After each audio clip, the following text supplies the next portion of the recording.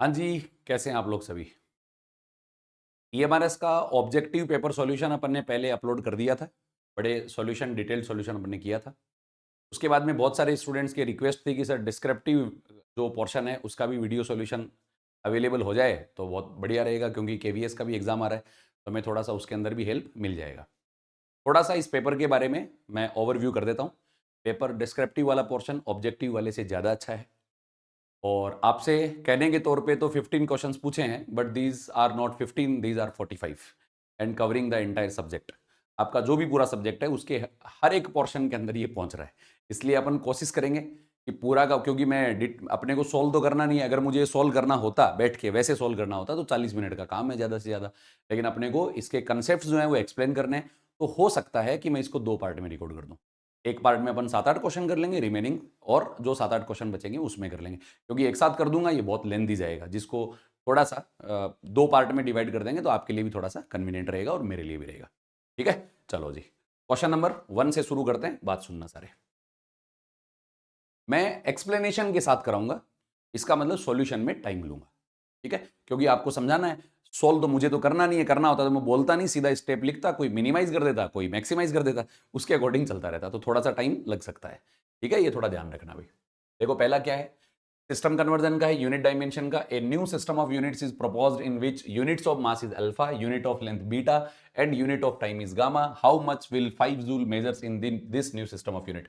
देखो कौन सी क्वांटिटी को कन्वर्ट करना है, जूल को। इसका मतलब सबसे पहले अपन एक बात ये जानते हैं कि कन्वर्ट करने के दौरान N1U1 बराबर N2U2 होता है, मींस NU बराबर कांस्टेंट होता है। अपने को यहां पे एक सिस्टम से दूसरे में जाना है, तो पहला सिस्टम अपने पास में ऐसा ही सिस्टम है, तो N2 का वैल्यू मुझे फाइंड आउट करना है, तो मैं लिखूंगा N1 इनटू में U1/U2।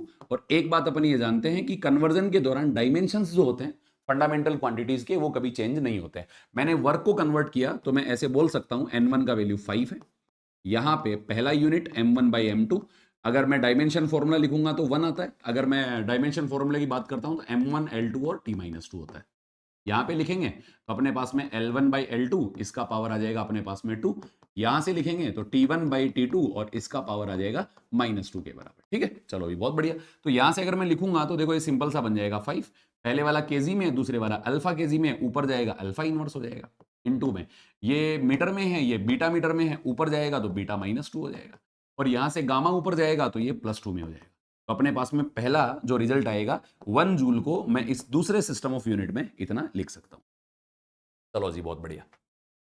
दूसरे पार्ट की बात करते हैं। दूसरा पार्ट है परसेंटेज एरर से रिलेटेड है, बट टेक्निकली थोड़ा सा स्मार्ट क्वेश्चन है, क्योंकि राउंडिंग ऑफ के साथ में लिखना है।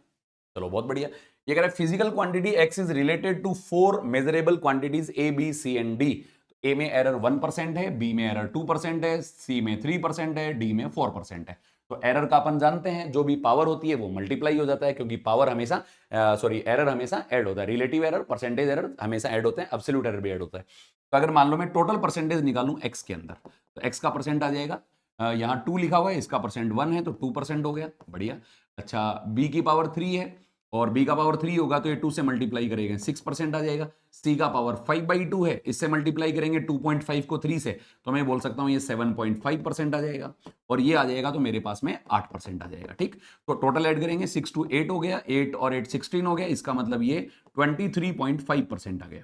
इसका मतलब x में आने वाले परसेंटेज एरर की वैल्यू 23.5% है। तो मैं लिखूंगा यहां से डेल्टा x/x बराबर, अपने पास में अगर मैं इसको वैसे लिखना चाहूं तो 23.5 डिवाइडेड बाय 100 हो गया, तो इसको अपन लिखेंगे 0.235 के बराबर। पहली बात तो ये आ गई। अब एक बात सोचना, जब अपन ने x को मेजर किया है तो x तो a b c d इन पे डिपेंड करता है। अच्छा, a में परसेंटेज एरर कितना आया, 1% आया। तो अगर मैं a का रिलेटिव एरर चेक करता हूं तो डेल्टा a/a मेरे पास आएगा, वो 1/100 होगा और इसका वैल्यू 0.01 होगा, जिसमें डेसिमल के बाद में 2 प्लेसेस तक लिखा गया है। लिस्ट काउंट इसका 0.01 है। इसका मतलब लिस्ट काउंट 0.01 होने का मतलब जिन क्वांटिटीज को जिस डिवाइस से भी मेजर किया है, अपन बोल रहे हैं 0.01, 0.02, 0.03, 0.04, ये इसके मेजरमेंट्स हैं, इनके रिलेटिव एरर्स हैं। तो अपने पास में जो डिवाइस काम में लिया गया है उसके मैं बोल सकता हूं कि लिस्ट काउंट जो होगा वो 0.01 रहा होगा। और 0.01, या मैं ऐसे बोल देता हूं कि भाई इसमें डेसिमल के बाद में 2 प्लेसेस तक अपन इसको मान सकते हैं। ठीक है, लिस्ट काउंट वाली बात मैं नहीं बोल रहा हूं। तो अपने पास में 1/100 इक्वल टू 0.01 आया। तो अगर मैं इस वाले रिजल्ट को लिखूंगा तो आफ्टर डेसिमल 2 प्लेसेस तक लिखूंगा, तो मुझे इसको क्या करना पड़ेगा, इसको राउंड ऑफ करना पड़ेगा। तो अपने पास में यहां से इसका वैल्यू आ जाएगा 0.24 राउंड ऑफ करने के बाद में, क्योंकि यहां 5 है, 5 से आगे कोई डिजिट नहीं है, 3 वाला ऑड डिजिट है, मल्टीप्लाई ऐड होकर के 0.24 हो जाएगा। अब एक बात सोचना, ये कह रहा है कि जो इसका अपन ने रियल वैल्यू निकाला वो रियल वैल्यू तो 2.763 है। इसका मतलब मुझे इस डेटा के अकॉर्डिंग आफ्टर डेसिमल 2 प्लेसेस तक राउंड ऑफ करना पड़ेगा, और 2.763 में मुझे इस 3 को यहां से क्या करना, 2 डिजिट तक क्या करेंगे, 2.7 तक लिखना पड़ेगा। 2 सिग्निफिकेंट डिजिट है, क्योंकि इसमें भी 2 सिग्निफिकेंट डिजिट है।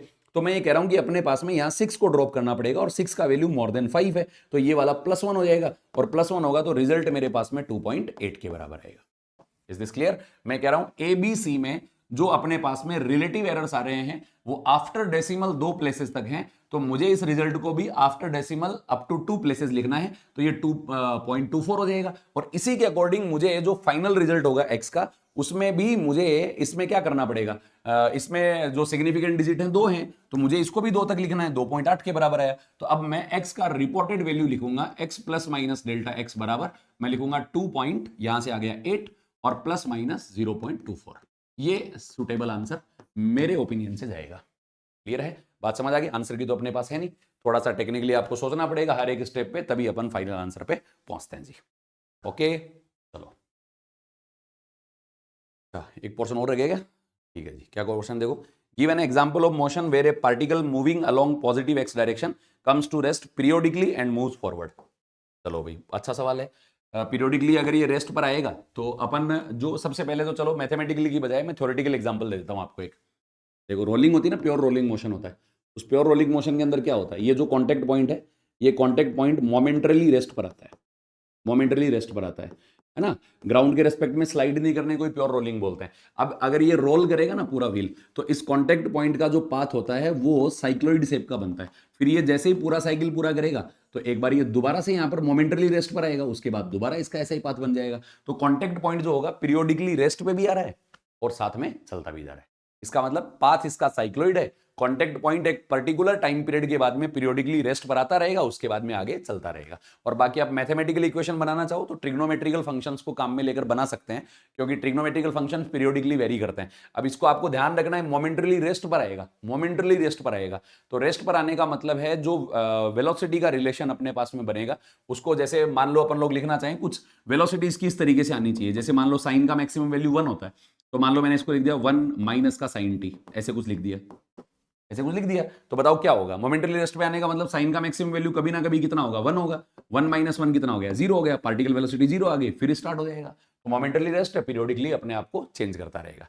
तो आप जैसे मर्जी है, मेरे हिसाब से साइक्लोइड वाला अपने सिलेबस का पार्ट है, तो अपन आराम से उस पर ज्यादा जा सकते हैं, वो ज्यादा बढ़िया भी रहेगा। चलो जी, बहुत बढ़िया। नेक्स्ट देखो, girl riding a bicycle with a speed of 5 metre per second towards north direction, observe rain is falling vertically downward.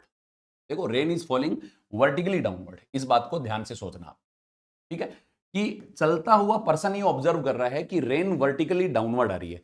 इसका मतलब हॉरिजॉन्टल रिलेटिव वेलोसिटी 0 है, हॉरिजॉन्टल रिलेटिव वेलोसिटी 0 है। ठीक है, डिटेल से ही बताएंगे अपन, इसको आराम से लिखेंगे। उसके बाद ये कह रहा है कि अपनी स्पीड को 10 मीटर पर सेकंड से बढ़ा लेता है, और इसको लगता है कि रेन जो है वो उससे 45 डिग्री के एंगल पे आ रही है। What is the velocity of the rain as observed by the ground based observer. इसका मतलब विद रेस्पेक्ट टू ग्राउंड निकालना है, और विद रेस्पेक्ट टू ग्राउंड जब भी अपन निकालते हैं तो इस स्पीड को रियल में actual speed of the rain बोला जाता है। इसका वास्तविक स्पीड कितना है, बात सुनो भाई सारे। देखो, पहले अपन फंडे पे बात करते हैं, कंसेप्ट पे बात करते हैं।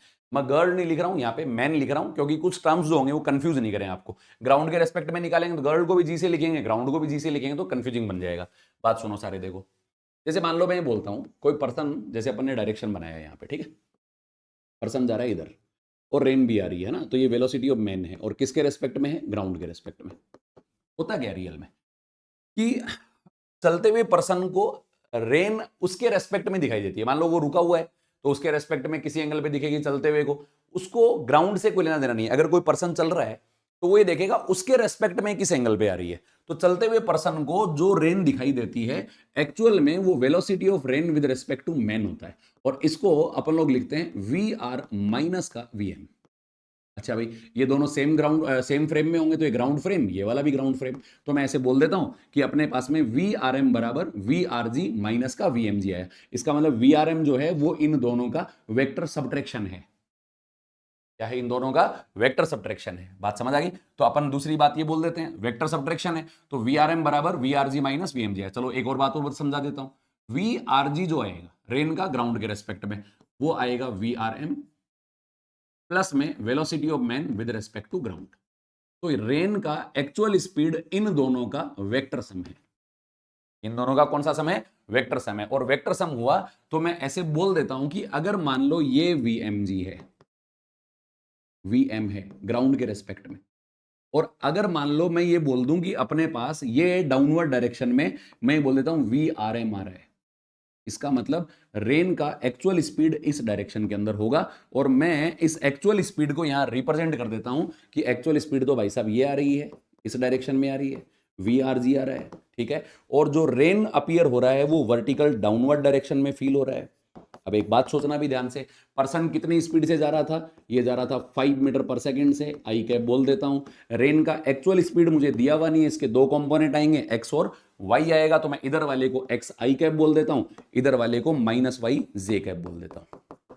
अब एक बात सोचो, ये कह रहा है कि रेन एक्चुअल में तो इधर गिर रही है, लेकिन इस पर्सन को ये लग रहा है कि इसके रेस्पेक्ट में बारिश वर्टिकल डाउनवर्ड जा रही है, इसके रेस्पेक्ट में। इसका मतलब वी आर एम जो आएगा ना वो वर्टिकल डाउनवर्ड आएगा, ये वाला वेक्टर वर्टिकल डाउनवर्ड आएगा। तो चलो मैं इसको लिख देता हूं, कोई दिक्कत नहीं है। तो मेरे पास में वी आर एम जो आया, वी आर जी बोलो कितना आएगा? इसको मैं लिखूंगा एक्स आई कैप माइनस वाई जे कैप। ठीक है भाई, चलो बहुत बढ़िया। इसको मैं क्या लिखूंगा? 5 आई कैप।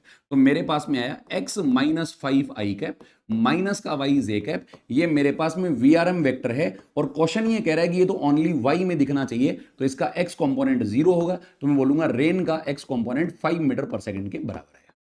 अब भाई मैं कैसे सोल्व करता? मैं तो सीधी एक स्टेटमेंट बोलता, अगर वर्टिकल डाउनवर्ड दिख रहा है इसका मतलब हॉरिजॉन्टल रिलेटिव वेलोसिटी 0 है, तो बोलूंगा जितने पर्सन की स्पीड उतनी रेन की स्पीड है। इतना क्यों करना है? ये तो आपको समझाने के लिए, थोड़ा बहुत आपके काम आ जाए। चलो बहुत बढ़िया। अभी तो अपने पास में एक्स का वैल्यू आया 5 मीटर पर सेकंड के बराबर। तो मैंने इस रेन का एक कंपोनेंट तो निकाल दिया, वो कंपोनेंट है एक्स डायरेक्शन के अंदर। ठीक है, अब एक बात सोचना ध्यान से, ये वी आर एम वेक्टर जो है वो है V R G minus V M G है, V R G minus V M ji.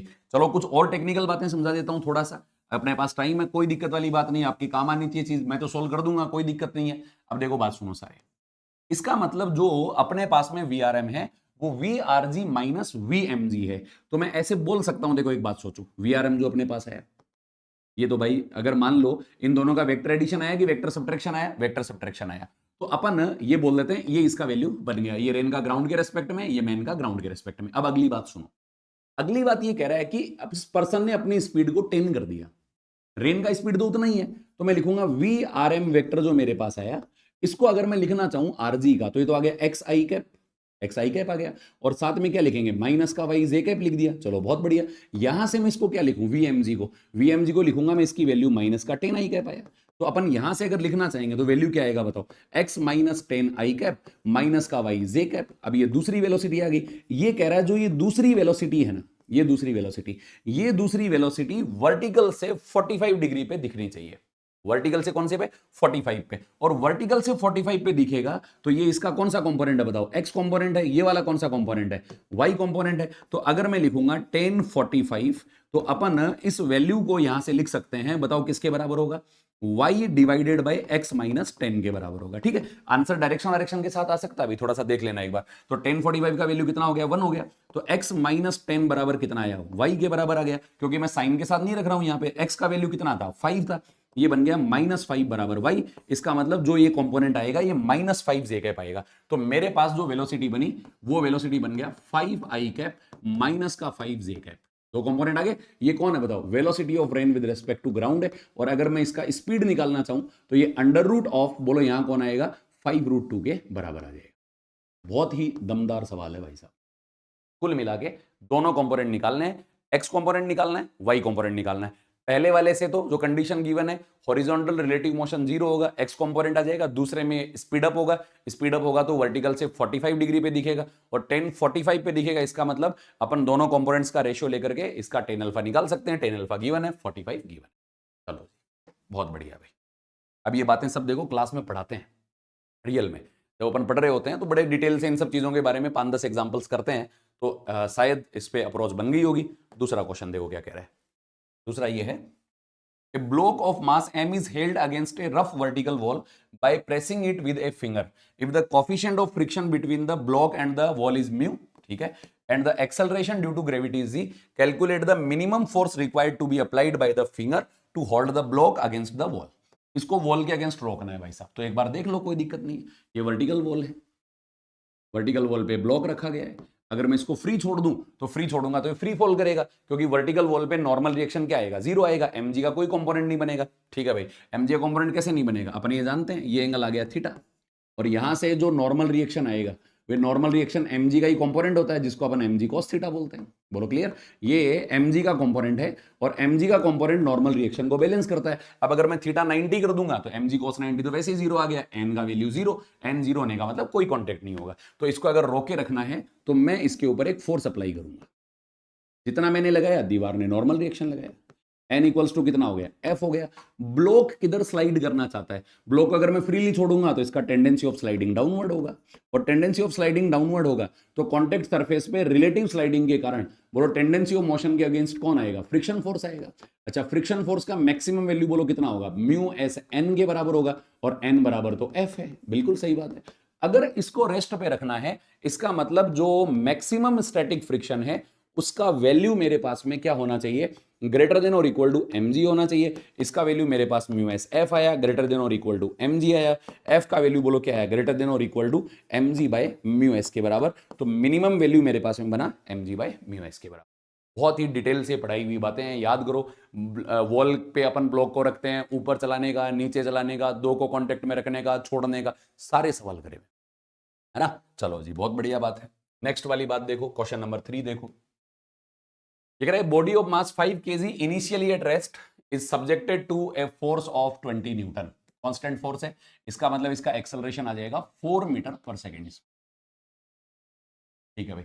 Kinetic energy acquired by the body at the end of 10 second. तो v निकाल लो, पहले तो ये रेस्ट पे था, तो v इक्वल्स टू क्या आएगा, u प्लस 80 आएगा। चलो बहुत बढ़िया, u का वैल्यू कितना हो गया, 0 हो गया। तो मैं a का वैल्यू अगर यहां रखूंगा तो 4 आ गया, t का वैल्यू बोलो कितना आया, 10 आया।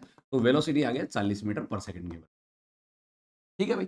अभी क्या कह रहा है, देखो काइनेटिक एनर्जी कितना मिला, तो अपने पास में इनिशियली तो 0 था, अगर अदरवाइज तो मैं इसमें वर्क एनर्जी थ्योरम लगाता। अब v से मेरा काम चल जाएगा, तो जो डेल्टा k होगा वो k फाइनल के बराबर ही होगा। तो इसको मैं लेता हूं 1/2। मास बताओ बॉडी का कितना है, मास अपने पास में 5 है, और v स्क्वायर की बात करें तो ये मेरे पास में कितना हो जाएगा, 1600 हो जाएगा। तो ये अपने पास में कितना आया, 800 आया। 800 को अगर 5 से गुणा करोगे तो मेरे पास आ गया 4000 जूल के बराबर। कैलकुलेशन में छोटी मोटी मिस्टेक हो सकती है भाई, ध्यान रखना इस बात का। ठीक है, चलो बहुत बढ़िया। अब ये क्या कह रहा है, देखो 2 masses of 6 kg 2 kg are located at positions. Position vector दिया हुआ है अपने को, located the centre of mass of this system. और सेंटर ऑफ मास रिप्रेजेंट करने का बड़ा सिंपल सा तरीका होता है, ये शायद मुझे करवाने की जरूरत भी नहीं है। RCOM बराबर क्या होता है बताओ, M1R1 प्लस का M2R2 डिवाइडेड बाय अपने पास में बोलो क्या वैल्यू आता है, M1 प्लस M2 के बराबर। ये आप लोग खुद से सॉल्व कर सकते हैं, मेरे करवाने की इसमें कोई आवश्यकता नहीं है। क्लियर है। सॉल्व करके मैं देखता हूं कौन कौन सॉल्व करता है, कमेंट बॉक्स में कमेंट जरूर किया करो, ताकि पता चले कौन कौन सीरियसली एक्टिवली इन सब चीजों को देखता है। चलो जी, क्वेश्चन नंबर 4 देखें। What is the angle between equatorial plane and the orbital plane, polar satellite, geostationary satellite. क्या होता है, देखो इस बात को समझो ध्यान से, कि अपन अगर बात करते हैं जैसे मान लो अर्थ के बारे में, और अर्थ अपने एक्सिस के अबाउट रोटेट कर रही है, ठीक है, किसी पर्टिकुलर कांस्टेंट वेलोसिटी से, और मैं इसको बोल देता हूं ओमेगा रेडियन पर सेकंड के बराबर है। तो इस वाले प्लेन को एक्चुअल में अपन इक्वेटोरियल प्लेन बोलते हैं। ठीक है। अब जियो स्टेशनरी सैटेलाइट क्या होता है, जो ग्राउंड से देखने पर हमेशा स्टेबल दिखाई देता है। और हमेशा स्टेबल कब दिखाई देगा, जब अर्थ और उसके रोटेशन की रिलेटिव एंगुलर वेलोसिटी 0 होगी। वो तो रिवॉल्व करेगा, अर्थ रोटेट करेगी, तो दोनों का रिलेटिव ओमेगा क्या आना चाहिए, 0 आना चाहिए। और रिलेटिव ओमेगा 0 तभी आएगा जब जितने टाइम पीरियड में अर्थ रोटेट करे उतने में ही वो करे। ये तभी पॉसिबल है जब सैटेलाइट इसी ऑर्बिट के अंदर घूमे और टाइम पीरियड ऑफ रिवॉल्यूशन बराबर हो अर्थ के टाइम पीरियड ऑफ रोटेशन के। बात समझ आ गई सभी को। इसका मतलब जो जियो स्टेशनरी सैटेलाइट होता है वो इक्वेटोरियल प्लेन में प्रेजेंट ऑर्बिट्स में घूमता है। इसका मतलब दोनों प्लेन्स में जो एंगल बनेगा वो एंगल बनेगा 0 डिग्री। और जो मेरे पास में पोलर सैटेलाइट होता है वो इस ऑर्बिट के अंदर रिवॉल्व करता है। तो इक्वेटर में और पोलर में जो एंगल बनेगा वो 90 बनेगा। तो एक में तो 90 बन गया और दूसरे वाले में एंगल कितना बन गया, 0। ये जियो स्टेशनरी और ये वाला कौन सा है, पोलर सैटेलाइट, ध्रुवीय उपग्रह जिसको अपन लोग बोल देते हैं। ठीक है, चलो जी, एक क्वेश्चन तो हो गया। अगले क्वेश्चन की अपन लोग बात करते हैं। क्या कह रहा है, देखो बात सुनो। ये कह रहा है assuming gravitational potential to be zero at infinite. देखो इनफाइनाइट पे जीरो माना है, इसका मतलब ये पोटेंशियल एनर्जी निकालने का रेफरेंस पॉइंट है। कौन सा पॉइंट है बताओ, रेफरेंस पॉइंट बोलते हैं ना, एनर्जी डिफाइन ऐसे नहीं होती बिना रेफरेंस के। Potential energy of a body of mass 0.1 kg, ठीक है, at the surface of the earth at a height above the surface of earth equal to its mean radius. चलो अभी हाइट भी अपने को दिया हुआ है, हियर ग्रेविटेशनल कांस्टेंट ये भी अपने को गिवन है, और मास ऑफ द अर्थ ये भी अपने को गिवन है। तो ये अपने ये कह रहा है कि भी calculate the gravitational potential and potential energy of a body of mass 0.1 kg। बात सुनना सारे ध्यान से, पोटेंशियल में और पोटेंशियल एनर्जी में क्या रिलेशन होता है। बहुत तरीके से अपन इस बातों को डिस्कस कर चुके हैं कि पोटेंशियल का मतलब तो होता है कि अपन ये बोलते हैं potential energy per unit mass. जैसे इलेक्ट्रोस्टेट में अपन एनर्जी डिफाइन करते हैं, इलेक्ट्रोस्टैटिक एनर्जी, उसका क्या मतलब होता है, energy of per unit charge, एक कूलम चार्ज की एनर्जी जो अपन लोग बोलते हैं। ठीक है, अब बात सुनो, देखो अब अगर मैं इनफाइनाइट को रेफरेंस पॉइंट मानता हूं तो सरफेस पे ग्रेविटेशनल पोटेंशियल होता है माइनस का Gm divided by R surface पे, और पोटेंशियल एनर्जी बोलो क्या हो जाएगा, इसको मल्टीप्लाई कर दो मास से, तो माइनस का Gmm डिवाइडेड बाई आर। चलो भाई, वैल्यू आपको दी हुई है, आप सीधा रख सकते हैं, कोई दिक्कत नहीं है। रेडियस दिया हुआ है, मास दिया हुआ है, स्मॉल एम दिया हुआ है, कैलकुलेशन आप आराम से अप्रोक्सीमेशन से कर सकते हैं। दूसरी बात देखो, ये कह रहा है कि ग्राउंड से ऐसी हाइट लेनी है जो इसकी मीन रेडियस के बराबर हो। चलो भाई, तो अपन ये बोल देते हैं यहां से बोलो हाइट कितना हो गया, आर हो गया, तो सेंटर से इसका डिस्टेंस बताओ कितना हो गया, 2r हो गया। तो बोलो यहां पे पोटेंशियल क्या हो, माइनस का Gm/2r। क्या करना था भाई, ये इस वाली वैल्यू में आपको ओनली 2 का डिवाइड करना है, सिंपल बात। बोलो एनर्जी भी किसके बराबर होगी, मैं लिखूंगा माइनस का Gmm divided by 2r। Value रखो, इसको सॉल्व कर दो, ये लो, कोई दिक्कत वाली बात नहीं। अब इसमें तो सिंपल सा मामला था, पोटेंशियल और पोटेंशियल एनर्जी का रिलेशन अगर अपने को ध्यान है तो अपन इसको इजीली सॉल्व कर सकते हैं, कोई दिक्कत वाली बात। चलो जी, क्वेश्चन नंबर 5 देखो, ध्यान से सुने बात, देखो ये कह रहा है the density of ocean water at the surface is, चलो डेंसिटी दिया हुआ है अपने को, बढ़िया बात है। What is its density at depth where pressure is 80 atmospheric, pressure is 80 atmospheric. The compressibility of water, ये अपन लोग बोल रहे हैं कि अपने पास में 4.58 इंटू 10⁻⁻10। देखो कंप्रेसिबिलिटी का जो मतलब होता है ना 1/b से होता है, 1/b से होता है। बात समझ आ गई। तो अपन यहां से अगर इसका कंप्रेसिबिलिटी फैक्टर लेते हैं तो ये अपने को गिवन है, तो 1/b का वैल्यू कैसे लिख सकते हैं। तो सबसे पहली बात तो देखो डेंसिटी के साथ है ना, डेंसिटी के साथ सॉरी डेप्थ के साथ में डेंसिटी वेरिएशन पढ़ते हैं, और डेंसिटी वेरिएशन जो अपने पास में आता है उसको अपन किस तरीके से सॉल्व करेंगे, बात देखना एक बार, है ना। सुनो सारे, देखो एक मिनट, चलो भाई ध्यान देना। देखो डेप्थ के साथ में अगर मैं डेंसिटी वेरिएशन की बात करता हूं तो ये मैं कुछ इस तरीके से ले लेता हूं, बात सुनो। मान लो मैंने मास का कोई भी सैंपल लिया अर्थ सरफेस पे, डेप्थ में जाऊंगा मास तो उतना ही रहेगा, इसका मतलब वेरी करेगा तो ओनली वेरी करेगा डेंसिटी और वॉल्यूम वेरी करेगा, क्योंकि डेप्थ में जाते हैं तो बॉडी कंप्रेस होती है, कंप्रेस होने से वॉल्यूम कंप्रेस होता है, और वॉल्यूम कंप्रेस होगा तो डेंसिटी क्या होगी, बढ़ेगी, सिंपल सी बात। तो अगर मान लो मैं बाद वाली डेंसिटी निकालता हूं, रो डेस बराबर rho V divided by V dash, और मैं इस वी डैश को लिख सकता हूं, इसका जो वैल्यू मेरे पास में आएगा वी डैश का, ये आ जाएगा वी माइनस का डेल्टा वी, और यहां से मैं लिखूंगा तो रो वी डिवाइडेड बाई, यहां से वी आ गया बाहर, 1 माइनस का डेल्टा वी बाई वी। ठीक है भाई, तो वी से वी क्या हो गया, कैंसिल आउट हो गया। ये बात तो आ गई यहां तक, माइनस का डेल्टा वी बाई वी है। ठीक, अब ये किसके बराबर होता है, देखो अगर मैं बात सुनो ध्यान दो, बल्क मॉड्यूलस की बात करता हूं तो ये फॉर्मूला होता है minus of delta P divided by delta V by V. तो अगर मैं लिखूंगा तो माइनस का डेल्टा वी बाई वी जो है ना, माइनस का डेल्टा वी बाई वी की वैल्यू अगर मैं बात करता हूं तो यहां से अपने पास में अगर इस रिलेशन को अपन लोग लिखना चाहें तो b इक्वल्स टू अपने पास 1 माइनस का डेल्टा v बाई वी आ गया, और डेल्टा v बाई वी को अगर अपन लिखेंगे तो रो डेस इज इक्वल्स टू, यहां से प्रेशर का वैल्यू तो अपन ने बढ़ा ही दिया, तो यहां से एक रिलेशन आ जाएगा, बोलो किसके बराबर होगा, डेल्टा p बाई बी के बराबर, डेल्टा p बाई बी के बराबर। ठीक है भाई, तो जो अपने पास में बाद वाली डेंसिटी आ रही है उस बाद वाली डेंसिटी को अपन लोग यहां से लिख सकते हैं v माइनस डेल्टा v के बराबर आया, तो डेल्टा p बाई बी को अगर मैं लिखना चाहूं तो मेरे पास में आएगा रो डिवाइडेड बाय 1, और यहां से वैल्यू अगर मैं लिखूंगा तो माइनस का डेल्टा p बाई बी भी लिख सकता हूं। ठीक है साहब, ये अपने पास में रिलेशन आ गया। ठीक, और अगर ये रिलेशन बना तो minus delta V by V को अगर अपन बात करते हैं 1 minus delta P by B आ गया। अब देखो क्वेश्चन में सब कुछ दिया हुआ है, क्या दिया हुआ है देखो। अब मैं इस रिलेशन को वहां पे काम में लूंगा, इस बात को सोच लेना सारे ध्यान से कि अपने पास में रो डेस बराबर, मेरे पास आया रो डिवाइडेड बाय, बोलो यहां क्या लिखेंगे 1 माइनस का डेल्टा पी बाई बी के बराबर लिखेंगे। डेंसिटी बोलो घटेगा कि डेंसिटी बढ़ जाएगा, डेंसिटी बढ़ जाएगा। ठीक है, अब एक बात सोचो, डेल्टा पी कौन है, जो वहां पे चेंज इन प्रेशर आया। ये कह रहा है कि वहां पे जो प्रेशर है, देखो मेरा ओपिनियन बोल रहा हूं मैं, हो सकता है इसमें एग्जाम में कोई सॉल्व करने वाला क्या सोचे, ये कह रहा है कि एक ऐसी डेप्थ ली है जहां पे प्रेशर एटमॉस्फेरिक प्रेशर है, तो भाई डेप्थ में जाओगे तो ये प्रेशर तो P not plus row ji H के बराबर होगा। तो एक्चुअल में चेंज इन प्रेशर होता है, वो कंप्रेस करता है, तो मेरे पास मेरे हिसाब से कंप्रेसिबिलिटी फैक्टर जो आएगा वो 79 एटमॉस्फेरिक प्रेशर के कारण आएगा। इसके कारण आएगा 79, क्योंकि पी नोट का मतलब होता है 1 एटीएम तो सराउंडिंग पे ही था, फिर डेप्थ पे गए तो टोटल प्रेशर बोल रहा है 80 एटीएम है, इसका मतलब कंप्रेस किसने किया, ओनली 79 एटीएम ने किया। ठीक है, बल्क मॉडुलस को मैं ऐसे लिख सकता हूं, रो डेस बराबर रो, यहां से अगर मैं इसको लिखना चाहता हूं तो रो डेस बाय रो, और साथ में देखो इसको ऐसे कर लो ना, मैं इसको एक काम करता हूं 1 माइनस का डेल्टा पी बाई बी, और इसका पावर बोलो कितना आया -1 आ गया, तो रो डेस का वैल्यू मैं लिख दूंगा रो, यहां मैं लिखूंगा 1 plus delta P by B. ठीक है ना, और 1 बाई बी को अपन क्या लिख सकते हैं, के लिख सकते हैं, तो अपने पास में फॉर्मूला आ गया रो, यहां मैं लिखूंगा 1 प्लस में के इंटू में डेल्टा पी। अब देखो भाई सारी बातें आपके पास हैं, जो मर्जी आए वो लिख लो यहां से, कोई दिक्कत नहीं है। बोलो डेंसिटी घटेगी या डेंसिटी बढ़ जाएगी, बढ़ जाएगी। कंप्रेसिबिलिटी आपको गिवन है, डेल्टा पी को 79 एटमॉस्फेरिक प्रेशर लिख देना, तो 79 इंटू में 1.01 इंटू 10⁵ पास्कल यहां से आ जाएगा।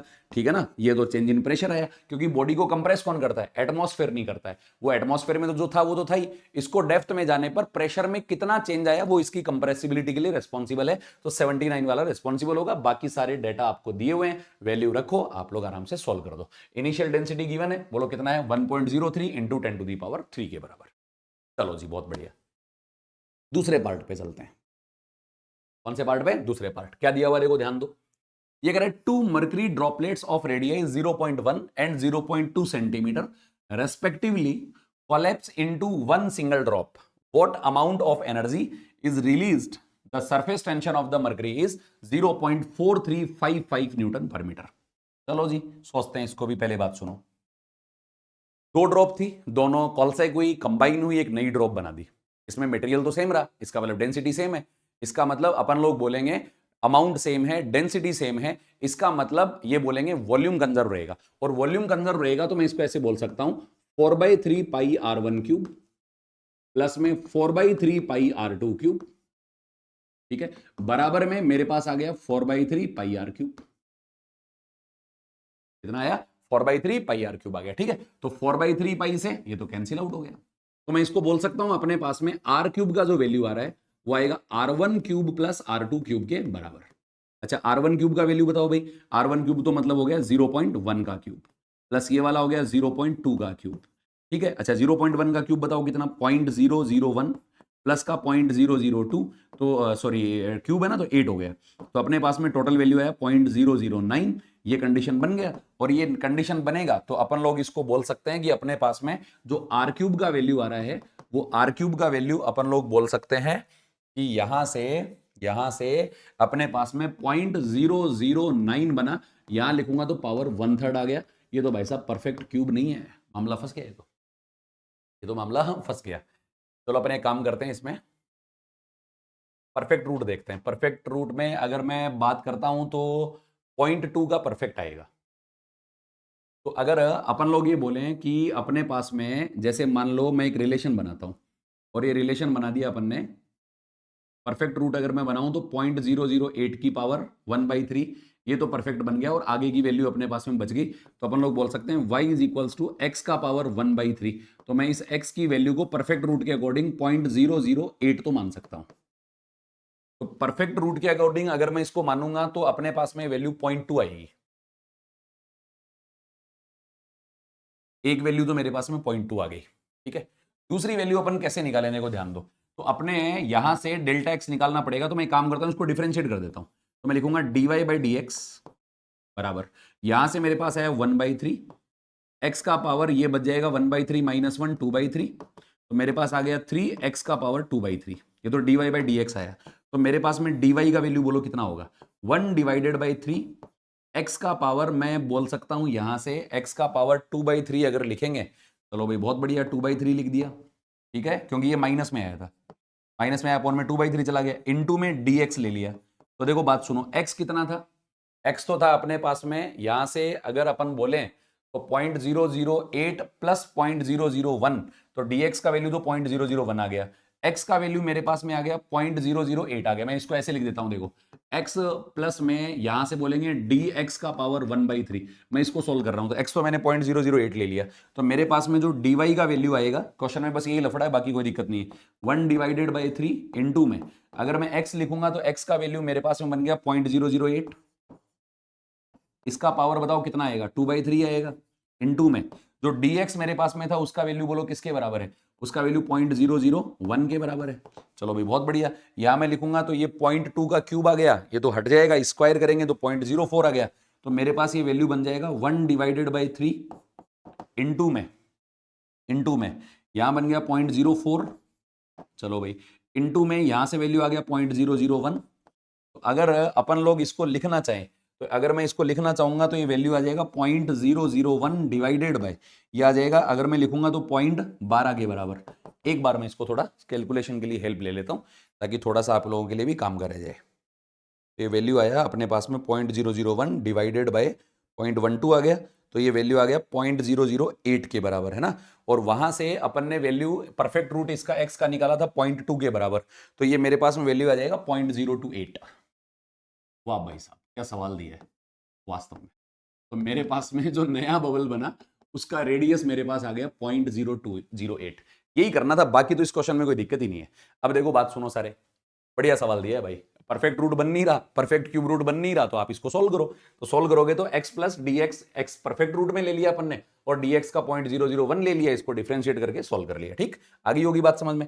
अब अपने को क्या करना है कि जब दो ड्रॉप मिलकर के नई उसके अंदर कन्वर्ट हुई, तो अपने पास में क्या होता है, जब छोटी ड्रॉप मिलकर के बड़ी ड्रॉप बनाती है ना, तो उस दौरान सरफेस एरिया हमेशा कम होता है, और सरफेस एरिया कम होगा तो सरफेस एनर्जी कम होगी, और सरफेस एनर्जी कम होगी इसका मतलब वो एनर्जी क्या होगी, रिलीज होगी, उसको अपन ऐसे मान लेते हैं। तो अपने पास में डेल्टा ई का जो वैल्यू आया, डेल्टा ई का वैल्यू, सरफेस एनर्जी डेंसिटी क्या होती है कि यूनिट एरिया में जो एनर्जी स्टोर होती है उसको सरफेस टेंशन बोलते हैं। अगर पूरे एरिया की सरफेस एनर्जी निकालनी है तो उसको अपन ड्रॉप के लिए लिखेंगे 4πr², टोटल एरिया हो गया। यूनिट एरिया में जो एनर्जी स्टोर थी वो टी के बराबर थी, तो अपन सबसे पहले एनर्जी जो इनिशियल एनर्जी है ना उसको ऐसे लिखेंगे 4πr1² प्लस का 4πr2² है ना, ये तो एनर्जी आ गई, माइनस का 4πr जो बना अपने पास में स्क्वायर टी। अब देखो भाई साहब है ना, मेरे से और आगे हिम्मत नहीं है, आप लोगों ने ये डेसिमल वेसिमल तो सॉल्व कर लिया होगा, तो इन सब में से देखो कॉमन कौन है, 4πt तो कॉमन आ गया, और यहां बचेगा बोलो कौन, r1² प्लस में आ गया r2² माइनस में आ गया r²। तो आप लोग लिख सकते हैं 4πt, r1² का वैल्यू तो हो गया 0.01 का स्क्वायर, ये आ जाएगा मेरे पास में 0.02 का स्क्वायर। इसके बाद में यहां से जो वैल्यू बनेगा माइनस का, बोलो इसको अपन लोग बोल सकते हैं कितना, 0.208 का होल स्क्वायर। अब सारी वैल्यूज आपको गिवन है, यहां भाई साहब पुट करो, रिलीज्ड एनर्जी की वैल्यू निकाल दो, निकाल के मेरे को भी बता दोगे सर ये आंसर आया, आपके लिए काम आसान मैंने कर दिया। अच्छा सवाल है, अच्छा सवाल क्या है, नॉलेज चेक करने के लिए। और मैंने आपको पहले ही बोला था, बहुत पहले बोला था कि भाई साहब आपके नॉलेज चेक करने के लिए एग्जाम होगी, रट्टे मारने वाले के लिए, रट्टू चेक करने के लिए उस तरीके से कोई एग्जाम नहीं होगा, ठीक है। चलो जी नेक्स्ट बात करते हैं, क्वेश्चन नंबर 6 पे। चलो बहुत बढ़िया, ये कह रहा है calculate the stress developed inside a tooth cavity. Cavity का मतलब वॉल्यूम ऑक्यूपाई करेगी, filled with copper when hot T at temperature 57 degree Celsius is drunk. गर्म चाय पी रहे हैं, 57 डिग्री सेल्सियस पर है, you can take body temperature to be 37 degree Celsius, ठीक है भाई साहब। तो दोनों में चेंज आएगा, 20 डिग्री सेल्सियस का आएगा। तो अपने पास में यहां से अल्फा तो मैंने लिख दिया है, अल्फा बोलो कितना, ये लीनियर कोफिशिएंट हो गया 1.7 इंटू 10⁻⁻⁵, और बल्क मॉड्यूलस फॉर कॉपर ये अपने को दिया हुआ है 140 इंटू 10⁹ न्यूटन पर मीटर स्क्वायर। तो इसके अंदर थर्मल स्ट्रेस पूछ रहा है। देखो थर्मल स्ट्रेस होता क्या है, पहले तो बात सुनो। जैसे मान लो कि मैंने यहां पे कोई वायर लिया, फॉर एग्जाम्पल कोई वायर लिया, और इस वायर को अगर मैं मान लो इसके टेम्परेचर को कम करना चाहूं, तो टेम्परेचर को कम करूंगा तो क्या होगा, इसकी लेंथ कम होना चाहिए, लेकिन दोनों तरफ से खींची हुई है तो ये सपोर्ट इसको खींचेगा, टेंशन आने के कारण इसमें स्ट्रेस आएगा। ये सिकुड़ना चाहता है लेकिन सरफेस इसको सिकुड़ने नहीं देगी, तो एक टेंशन डेवलप हो जाएगा, स्ट्रेस डेवलप हो जाएगा। बोलो बात समझ आ गई, क्लियर है? तो अपन क्या कर रहे हैं, देखो यहां पे जो थर्मल स्ट्रेस आता है, अब देखो पूरा तो मैं बताऊंगा नहीं, F/A जो आता है वो वाई अल्फा डेल्टा थीटा आता है। ये तो लीनियर एक्सपेंशन की वजह से है। अगर ये वॉल्यूम एक्सपेंशन आ जाए तो स्ट्रेस क्या आएगा, बात सुनो, वाई की जगह कौन आएगा, बी आएगा, अल्फा की जगह कौन आएगा, गामा आएगा, और यहां पे डेल्टा थीटा टेम्परेचर आ जाएगा। ठीक है ना, 1/2 जो अपने पास में ये कंडीशन आ रही है, Y alpha delta theta stress के बराबर है, ये आ जाएगा बी गामा। तो बी अपने को गिवन है, देखो बी अपने को गिवन है, बल्क मॉड्यूलस गिवन है।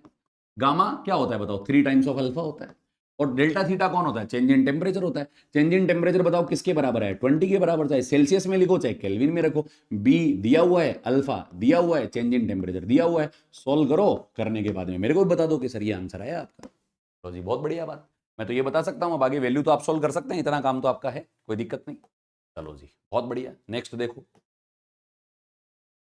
In accordance with the kinetic theory of gases justify that there is fall in temperature with altitude in our atmosphere। altitude क्या बोल रहा है इसमें, in accordance with the kinetic theory of gases justify that there is fall in temperature with altitude in our atmosphere। चलो भाई बहुत बढ़िया, तो इसके अंदर तो अपन पीवी बराबर एनआरटी तो लगा नहीं सकते, वो तो कंडीशन लगेगी नहीं, तो अपन ऐसे बोल सकते हैं एल्टीट्यूड बढ़ेगा तो एल्टीट्यूड बढ़ने से पोटेंशियल एनर्जी बढ़ती है, पोटेंशियल एनर्जी बढ़ेगी, इसका मतलब इसका काइनेटिक एनर्जी को अपन कम कर देते हैं। काइनेटिक एनर्जी कम होने का मतलब होता है वीआरएमएस कम होना, वीआरएमएस कम होने का मतलब टेम्परेचर का घटना, टेम्परेचर घटेगा इसका मतलब गैस ठंडी हो जाएगी।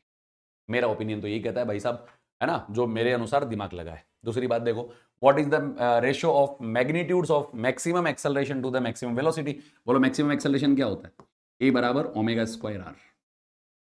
ठीक है, और जो वेलोसिटी होती है वो किसके बराबर होता है, ओमेगा ए के बराबर, वी मैक्स ओमेगा ए होता है, और ये इसके बराबर आ गया, ए लिख देते हैं, एम्पलीट्यूड ले लिया अपने। ठीक है, तो और किस किस का रेशियो पूछा है, एक्सेलरेशन और वेलोसिटी का। आपको इसको डिराइव करना है, डिराइव करना चाहो तो डिराइव कर दो, अगर डिस्क्रिप्टिव पूछा है तो एसएचएम का इक्वेशन बना दो। बोलो वाई बराबर कितना है, आर साइन ओमेगा टी, है ना, एसएचएम की इक्वेशन बढ़िया से लिख के डिराइव कर दो। दूसरी बात वेलोसिटी, बोलो क्या आएगी, वेलोसिटी को अपन लोग लिखेंगे, बोलो कितना, dy/dt, तो ये हो जाएगा omega R cos omega T. उसके बाद में अगर मैं इसको डिफरेंशिएट करूंगा तो एक्सेलरेशन आ जाएगा।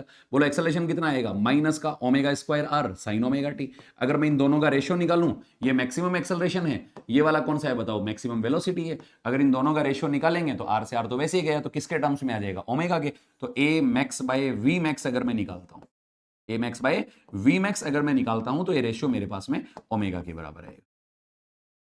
मामला समझ आ गया? हाँ जी, क्लियर है बात? ठीक। क्वेश्चन नंबर अपने पास में ये जो कंप्लीट हुआ, ये 7th क्वेश्चन कंप्लीट हुआ है। कौन सा कंप्लीट हुआ है, 7th। अच्छे सवाल हैं सारे ही, बहुत बढ़िया क्वेश्चन है।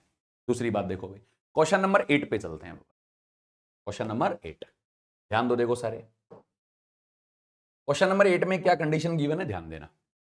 ये कह रहा है two hypothetical nuclei X and Y have following characteristics. ये कह रहा है कि अपने पास में दो काल्पनिक नाभिक हैं एक्स और वाई, अभिलक्षण दिए हुए हैं, इसमें मास नंबर 4 है, binding energy per nucleon 7 mega electron volt है, इसमें 56 है, binding energy per nucleon 8.8 mega electron volt है। ये कह रहा है कि estimate the total binding energies B X and B Y. तो कोई दिक्कत नहीं भाई साहब, टोटल बाइंडिंग एनर्जी निकालने के लिए क्या करेंगे, बाइंडिंग एनर्जी पर न्यूक्लियन बताओ कितना है, 7 मेगा इलेक्ट्रॉन वोल्ट है, और इसमें नंबर ऑफ न्यूक्लियन कितने हैं, 4 हैं, तो 7 इंटू में 4 मेगा इलेक्ट्रॉन वोल्ट हो गया, तो मैं इसको तो बोल दूंगा 28 मेगा इलेक्ट्रॉन वोल्ट। चलो जी बहुत बढ़िया। ये कह रहा है ए में 56 है, बाइंडिंग एनर्जी पर न्यूक्लियन 8.8 है, तो इसकी टोटल बाइंडिंग एनर्जी अगर मैं निकालता हूं तो मेरे पास में ये वैल्यू आ जाएगा 56 इंटू में मेरे पास में आ गया 8.8। एक बार मैं प्रोडक्ट से इसको चेक कर लेता हूं क्या वैल्यू इसका बन रहा है। 56 इंटू में 8.8 के बराबर, तो ये आ गया 492.8 मेगा इलेक्ट्रॉन वोल्ट। यही है ना, दोबारा से चेक कर लेते हैं, 56 इंटू में 8.8 के बराबर है ना, 492.8 मेगा इलेक्ट्रॉन वोल्ट। चलो ये तो आ गया, पहला हो गया complete. Estimate the total binding energy आ गया। ये कह रहा है कंसीडर हाइपोथेटिकल फ्यूजन, फ्यूजन कह रहा है ना, फ्यूजन नहीं कह रहा, फ्यूजन कह रहा है। Process in which 14 nuclei of X, 14 nuclei of X combine into a single nucleus of mass number A equal to 56। इसका मतलब मैं ऐसे बोल सकता हूं 14x मिलकर के y बना रहे हैं, y बना रहे हैं, ठीक है। चलो अभी 56 whose binding energy per nucleon equals to that of y, estimate the energy released, absorbed and the state whether the process is exothermic और एंडोएनर्जेटिक। देखो एक्सोथर्मिक क्या होता है, जो एनर्जी रिलीज करता है। एंडोथर्मिक कौन होता है, जो एनर्जी को एब्जॉर्ब करता है। एक्सोथर्मिक कौन होता है, जो स्टेबिलिटी फैक्टर को बढ़ाता है। पहली बात तो ये सोचो, देखो ये एक्स वालों की binding energy per nucleon 7 mega electron volt है और इसकी binding energy per nucleon 8.8 mega electron volt है। तो बाइंडिंग एनर्जी पर न्यूक्लियन जिसकी हायर होती है उसका स्टेबिलिटी फैक्टर ज्यादा होता है। इसका मतलब इस प्रोसेस में स्टेबिलिटी बढ़ेगी और स्टेबिलिटी बढ़ेगी, इसका मतलब ये एक्सोथर्मिक है। कौन सा है बताओ, एक्सोथर्मिक है।